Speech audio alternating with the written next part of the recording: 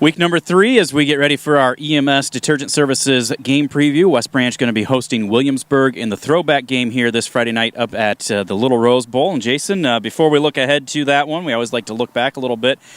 Bears head down to Wapello Friday night. The rain stayed away. Things turned out to be a pretty nice night. And, for the first road test, the Bears really came out. They were focused. They took care of business. 49-0 in the second quarter. Really did what they needed to do in that game to move forward and get ready for this Week 3 contest. First 6 offensive possessions, 6 offensive touchdowns, 4 passing completions, 2 rushes. They had a game plan, and even though it all started a little bit interesting on the opening kickoff with someone throwing it back in from out of bounds, that's a new one to me. Not going to lie, that was pretty cool. Then they go 95 yards or whatever it was on 7 plays. 2.5 minutes later, 7-0, and the wheels were spinning, and they were going very, very quickly, and the Bears were on a roll. And you look, Bo Cornwell, 10 out of 10, and, that's a credit to Bo because he's done some things to become an efficient passer. It's a credit to the lineman that, he wasn't even really touched. He had all kinds of time. It's a credit to the backs and receivers for running good routes and getting open. There again, it's team effort, so yeah, he gets the stats, but everybody out there was doing things to be able to find ways to get open. Little flyover here But yeah, you're right. He did, as Coach Peterson's been asking him in practice every week, Bo, pick a defense apart. Try to pick them. Take short. If they're going to give you deep, take it. But you're going to find some more consistency, and you're going to be more efficient with passing. And you can't be much more efficient than 10 for 10, 171 yards, and 40% of your passes go for, passing touchdowns. 4 out of 10 passes. That's pretty impressive. Well, and you look defensively, too. After the performance we saw from West Liberty, Wapello had a little bit of film. They tried to exploit some things. You look, first, 3 or 4 plays of the game, moved the ball, got about 25, 30 yards, and then the Bears really tightened things down and shut them down basically from that point on. Got a 4-and-out after the Indians got it down to the 38-yard line, I believe. Then a short punt, and the Bears, again, in the first 6 offensive possessions, took it for a touchdown. And then on their 5th possession, they decided they're pinned deep by the special teams. He decides to complete a pass to Tanner Lukowski, who does the rest of the work, and gets on the board from a defensive side, and that's always a good thing when you get points, unexpected to get points out of your defense.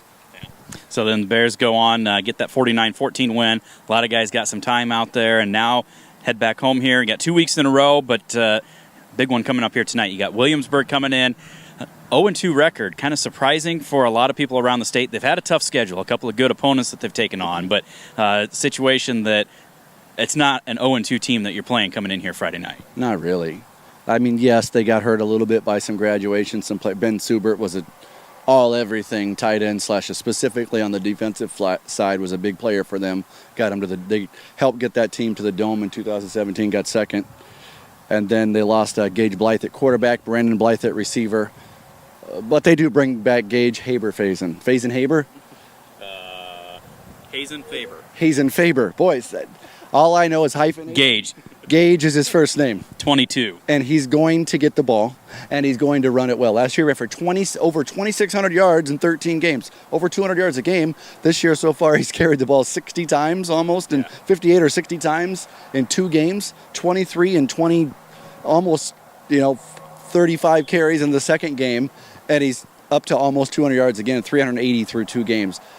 All things on offense are going to begin and end with the way he can set the offensive line up front, and you can talk about those guys, Stephen, are going to set it up for him to either bounce outside a lot of the times or just be patient, cut back. And when he gets past the first level, man, Hunter Tyree, Pleasantville, he comes to mind. Darren Sproles, we kind of both mentioned that on the podcast. A diminutive kid, but when he gets going, he's tough to see and he's tough to stop. Yeah, he may be short in stature, but he is a tough kid. He's going to be a guy that you're going to want to focus on. And like you say, sometimes makes it a little bit harder, especially when he's going behind that line. They got 2 or 3 guys that are 6'3", 6'4". I think everybody's over 250. Yeah. So it's going to be a big offensive line. And this Bears defense is really going to be tested of being able to get some penetration like they've been doing and be able to play assignment football so that they're not giving some of those cutbacks or some of those bounces to give up those big plays. Keep your eye on Clayton Thurm. 66 in the playbook, on the sheet in the program, he's number 66.